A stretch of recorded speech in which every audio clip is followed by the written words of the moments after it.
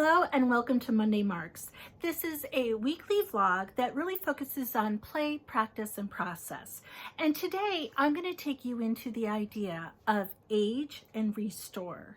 I'm really interested in this idea lately just because we've been dealing with a lot in our family and what it's like to get older and to have to work through some of the challenges that come with that. And as a family member, so many of us are dealing with those challenges as well.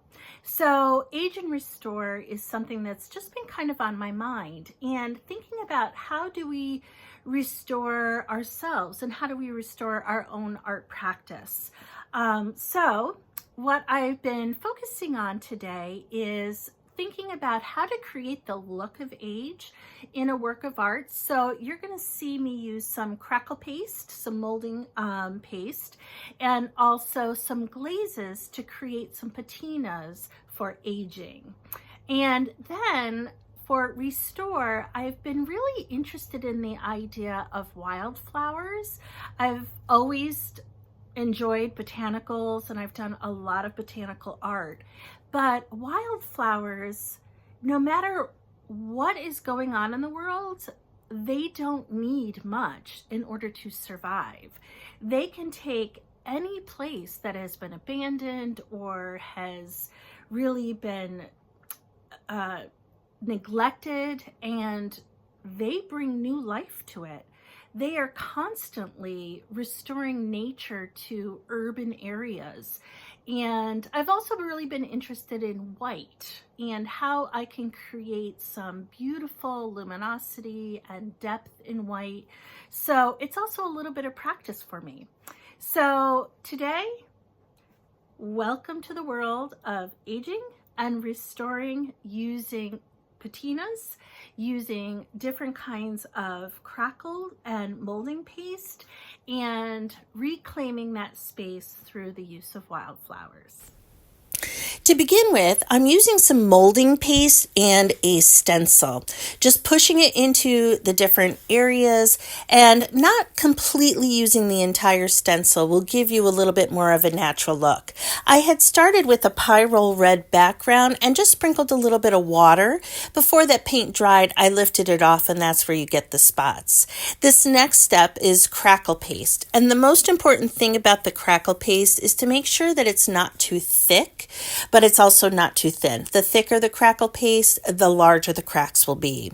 Now I'm using a glaze and some heavy body acrylic and some fluid acrylic, and I'm just pushing it into the cracks and into the raised areas of the molding paste, and that's going to enhance some of those details and bring them out.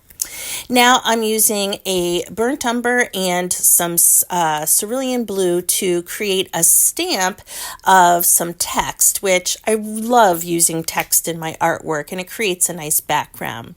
I'm warming up some of those cool colors with a nice golden yellow, and again using a glazing medium with that paint so that you get a really nice gloss. On top of that, I start adding my subject. And for my subject, I wanted to add something that was fresh, that would restore the aged marks that I already had created in my background. So I chose Queen Anne's lace.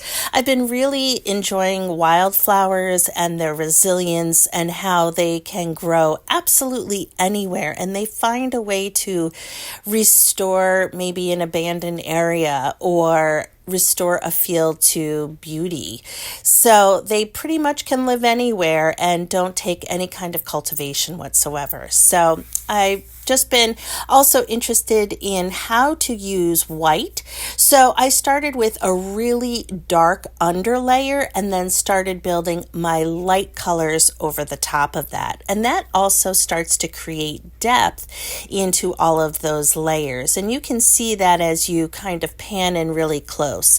The blue also creates a really nice background for white. And then just working in some of the other areas. Thank you for joining me on this Monday. I hope that you are able to make your own mark. And if you found anything in this video today that maybe restores your own art practice. I hope that you will not only join me every Monday on my YouTube channel, but I also would love to invite you to subscribe to my bi-weekly newsletter, where you'll never miss anything, where I share lots of videos. And if you want to visit my website, you can find all of that information below. And I have lots of free resources for artists to use anytime. So I hope you'll subscribe. Anyway, I want to thank you very much for being with me today, and I'll see you next time.